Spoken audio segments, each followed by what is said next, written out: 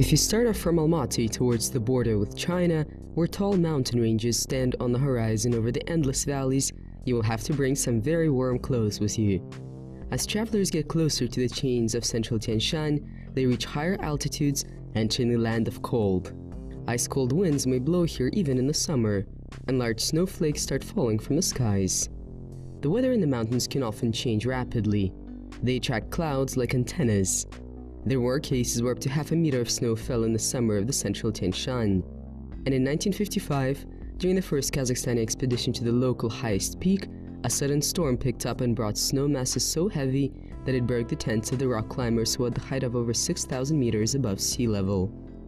It was a deep night, and some people cut through their tents in order not to suffocate, thus destroying their shelters, and others bravely dug snow caves. The attempt to conquer a peak of 7,439 meters, which bears the proud name of Victory or Pobeda, took 11 lives of the 12 expedition members.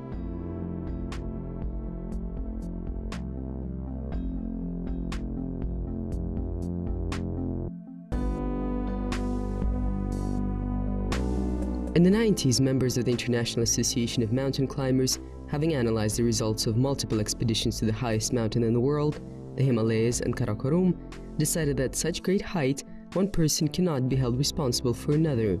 The weather decides everything, and every person is for themselves.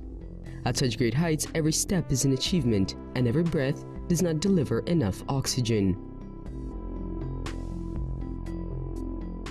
Let's get back to history. After the Olympic Games in Mexico, which is located at the height of 2,290 meters above sea level, scientists from around the world became interested in the problem of getting athletes ready in mountain conditions. The researchers were very interested in the specificities of acclimatization at mid-altitudes, because the substantial drop in partial oxygen pressure in the air affects the athlete's stamina and their ability to withstand loads and functioning of the most important systems of the body. But the experimental materials obtained during the studies, as well as the sports performance results shown during the Olympic Games of 1968, took the scientists even further. Natural and artificial hypoxic training became key for successful preparation for competitions in mountain areas. This method allows to effectively mobilize the functional reserves of the human body and shift it to much higher levels of adaptation. In this regard, the Almaty mountaineers, which comprise the core of the national mountain climbing team, are lucky. They live in the vicinity of the mountains with heights of up to 5,000 meters.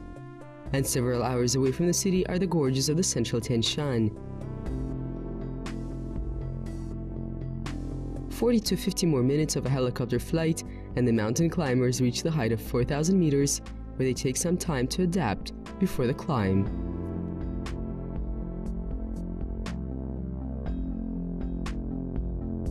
Up high in the mountains, in the winter, the snow from the slopes is blown away by strong winds. The avalanche danger can be lower than in the summer, but the temperature drops to minus 40 degrees. The most extreme is the expedition to a 7,000er in the winter. Yet there are still some brave ones that climb in the winter the two Tian Shan 7,000ers, the peaks of Pobeda and Han Tengri.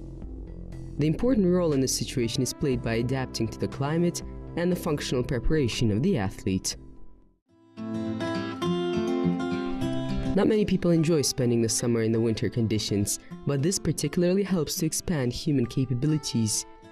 These people don't like comfort zones, and in the summer they go as high as possible to the permafrost areas to test themselves again and again. Eternal permafrost reigns at the heights of 4,000 meters and above. The sky can be pure blue, even violet, and the sunlit mountain slopes cut into this blue with their white peaks.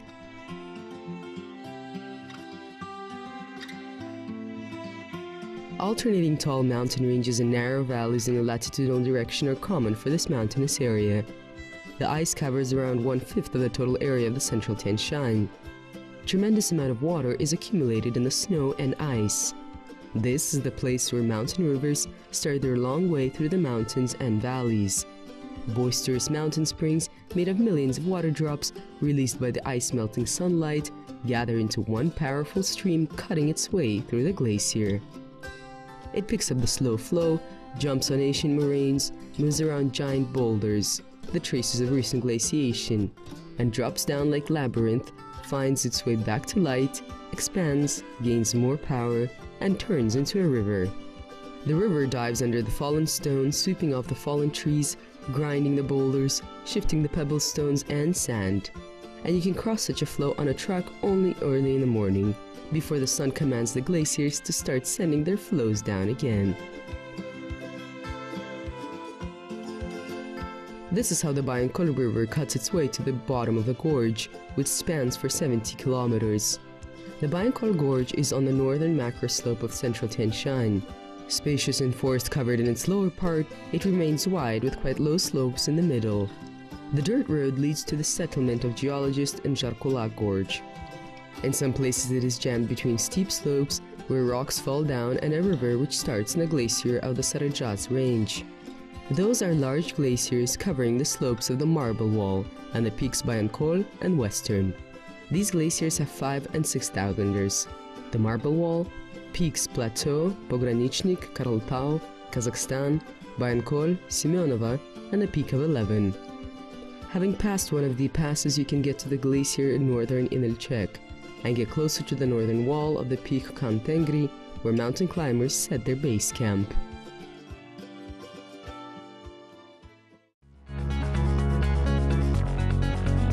One of the rivers in central Tian Shan, Bayankol, separates the ridge Terskaya Latao from central Tian Shan. The Jarkulak Gorge is on the river banks, and from the start to this point, the river is called Sarakaino. From Jarkulak until the junction with the river Ashutor, it is called Keskentas, and only below the junction, it turns into Bayankol. It is fed by 7 feeding rivers: Karasai, Saurkusai, Alaigur, Ashutar, Izbushak, and Akol. In the middle of the gorge, the river gets wide and has great power. It flows in the intermountain dent, surrounded by the richest forest of the Tian Shan pine. The tourist who chose this route through the wilderness in the gorge, where in the summer you can meet only shepherds with herds of sheep, set their camps on the shore, and every morning on the sand they see the tracks of wild animals who came to refresh at night time. You can recognize the paw prints of the lynx. There are lots of cross and left of the sandy banks but different birds, and at night you can hear the wolf howling. This area also has foxes, hares, bears, roe deer, and other animals. And since according to the scientific records the animal world of Kazakhstan has 178 kinds of mammals, 489 kinds of birds, 49 types of reptiles, 12 kinds of amphibians, 104 kinds of fish, and over 50,000 types of invertebrates, then of course most of them live in these beautiful mountains. The cold rivers do not have much fish, however some of them have trout and the scaleless osman.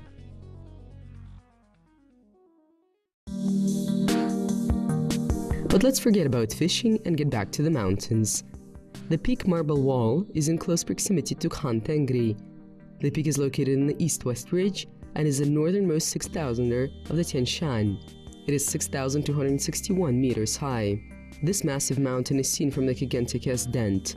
It got its name because of the snow cap in the west that drops as a 1 kilometer tall wall made of black and yellow marble, and on top of it is the hanging snowy ice cap. The Marble Wall area has always attracted the interest of researchers and travelers. The illusion that Khantengri is located upstream the Bayankol River brought the researchers of this mountain area to the Bayankol attraction site. In fact, this area is the most accessible in Kazakhstan part of the central Tian Shan. From the idle gold mine Jarkulak, where a dirt road leads, the 10 kilometers to the bottom of the Sarajaz Ridge are covered by foot. And here we have reached the peaks.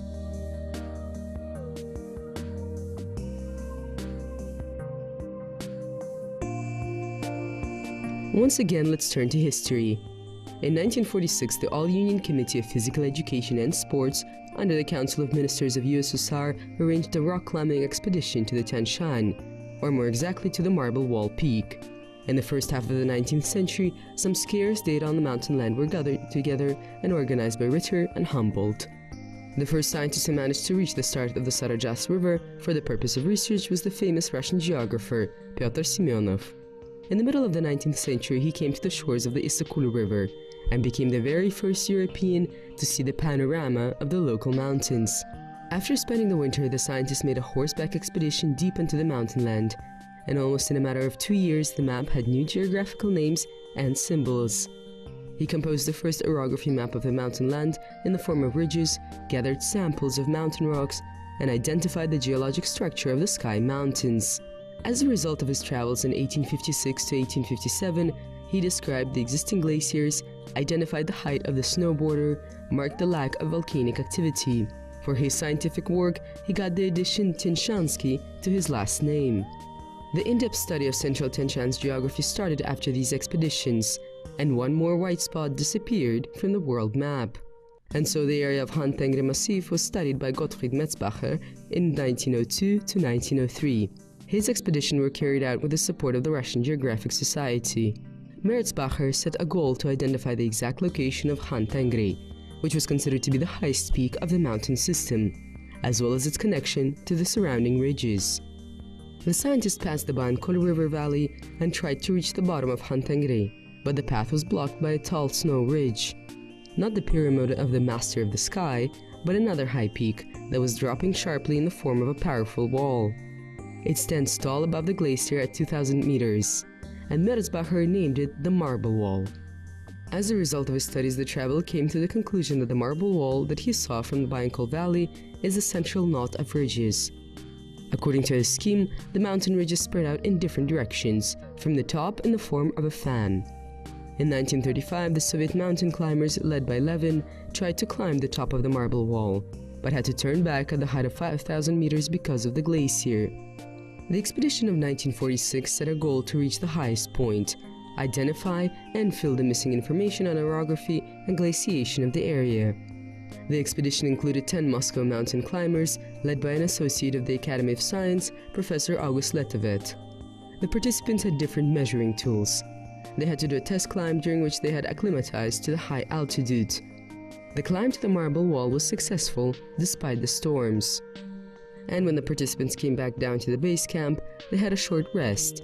On the moraine where the islands of green grass looked out from under the solid rocks, silver edelweiss flowers shone with dew, and alpine flowers were joyous with their bright colors. The quiet murmur of the spring and sounds of the snowcocks is like some kind of magic, the reward for long cold nights on the way to the top and scorching rays of sun that blind you during the day. Nothing in nature stays in one place. But just as many years ago, modern tourists and mountain climbers are happy to return from the hikes and climbs to the green islands on the moraines where butterflies and bumblebees fly around. Every gorge of the Tianshan mountainous country draws the traveler deeper, where treasures are surely to be found. Let us leave the land of eternal snow and set off in search of the outer treasures. The Lake Karakol is located in the upstream of the long and branched-out Kokpak Gorge. It is similar to the clear lake of Jasolkol that is in the range of the Transilya Latau beyond the Ozyorny Pass. The clear water reflects the mountain slopes and clouds moving in the sky. Karakol has spread for a couple of kilometers in length and 200 meters in width, at an altitude of 2,100 meters above sea level. Around it there are Jailao, green high-altitude grazing lands. You can get here by foot or on an off-roader. As you understand, the weather here changes rapidly, and when the asphalt in the city is melting due to the heat, this area might get rain or even snow. The mountain slopes are densely covered in juniper. In most cases, the bush keeps closer to the ground, covering the rock slopes with their strong branches. In some places, the juniper is mixed with pine forest, and the pine set gets mixed with magic smell of juniper. It is known that juniper has bactericide properties. The phytoncide from the bushes sets a barrier for viruses and bacteria, and being amongst the bushes is good for health. Nearby is another amazing drainless lake of Tuskol. Tus from Kazakh means salt. This salty mountain lake is on the left bank of the upstream Chadin River. It is fed solely by the underground water and reminds of the Dead Sea in Israel or the Salt Lake in the US because of its composition. The lake is located in the Kagan Belt, and people come here for mud treatment. Amazing, the lake's salinity changes each season. This changes the view outside the tent window. If the weather is bright, then from the Tuskol banks you can see the Han Tengri and the trapeze of the Peak Victory, Marble Wall, and the tops of the Bayankol and Shater. And no matter how harsh the climate of central Tianshan might look, these beautiful mountains are a wonder in any weather.